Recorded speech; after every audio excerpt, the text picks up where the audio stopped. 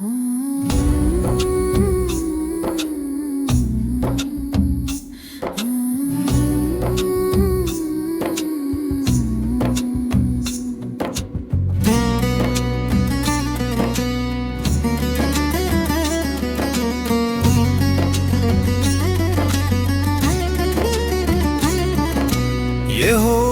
నా దేవా, నేను నీ శరణు జొచ్చి ఉన్నాను.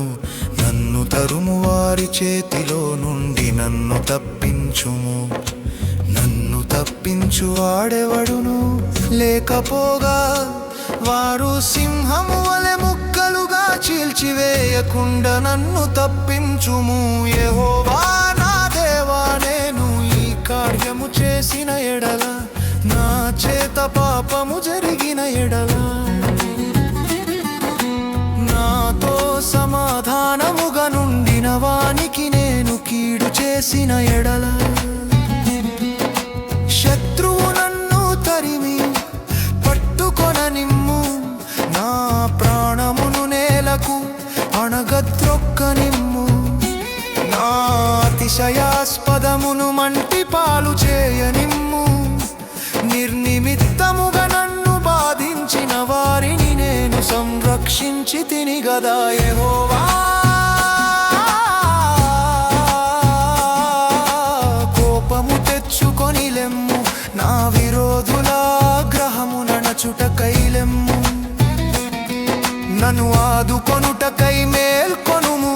న్యాయ విధిని నీవు నియమించి ఉన్నావు గదా. జనములు సమాజముగా కూడి నిన్ను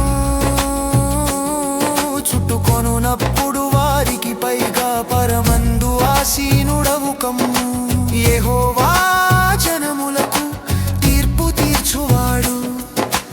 యెహోవా నా నీతిని బట్టియు నా యథార్థను బట్టియు నా విషయములో నాకు న్యాయము తీర్చుము.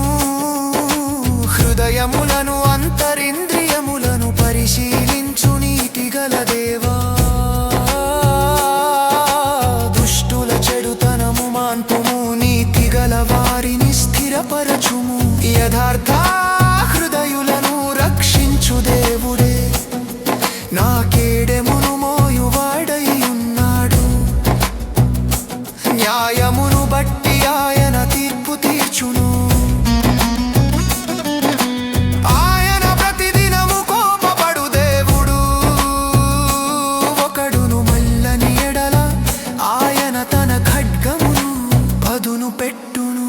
తన విల్లు ఎక్కు పెట్టి దానిని సిద్ధపరచి ఉన్నాడు.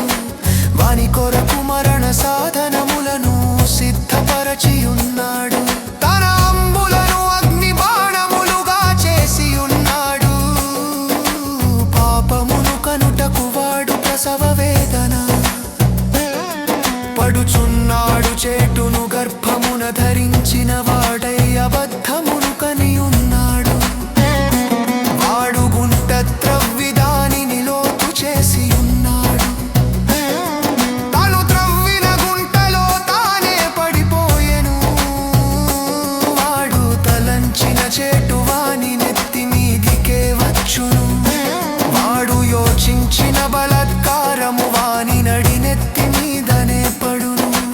యెహోవా న్యాయము విధించువాడని నేను ఆయనకు కృతజ్ఞతాస్తుతులు చెల్లించెదను. సర్వోన్నతుడైన యెహోవా నామమును కీర్తించెదను.